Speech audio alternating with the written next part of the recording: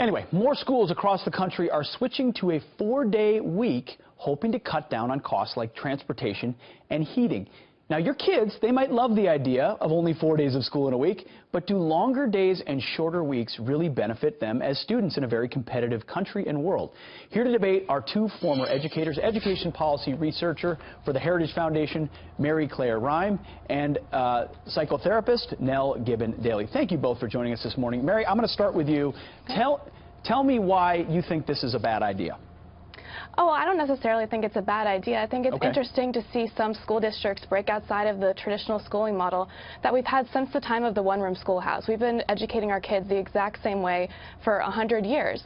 And while some parents, this may not work for their family, some parents might appreciate the flexibility in their schedule. They might like to have 1 day a week to schedule their kids' doctor's appointments or soccer practice. And this is exactly what federalism's all about, different states trying out different things and seeing what works. Okay. Nell, what are your thoughts initially to this idea that we'd shorten the work week to save costs? What does it do for the student? Well, I think she makes an interesting point. This is taking place a lot in rural communities across America. I think if we instituted the policy in more urban centers, it would be a lot harder for families who may struggle to find care for their children, which leaves those children on those days without perhaps activities, extracurricular things to do. There's sometimes in these communities there's not a lot of community structure and involvement, and that can really hinder a child's ability to learn outside that school day.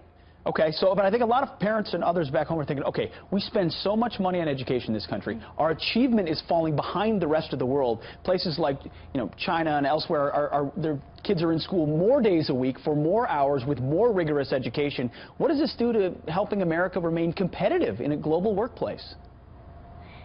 I think that's a great question. They haven't seen that it's actually dropped the numbers of children doing well in school. Like, the academic standards have stayed the same. But again, these studies are relatively new, so long term, we're not really quite sure what the outcome is going to be. Okay, Mary, I want to go to you. So it just strikes me as slightly counterintuitive that less time in the classroom is going to produce better results for kids. I know it's not a one-for-one always, but couldn't you see the takeaway that, wow, just like France going to a 4-day work week, we're going to send our kids to school only 4 days? How does that make us more competitive?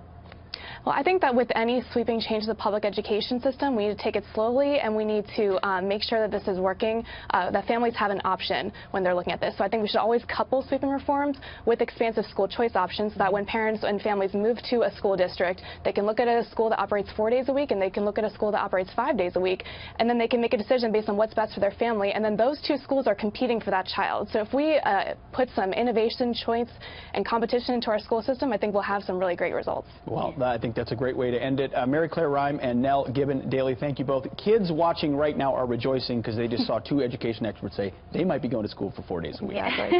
Thank you both for being here.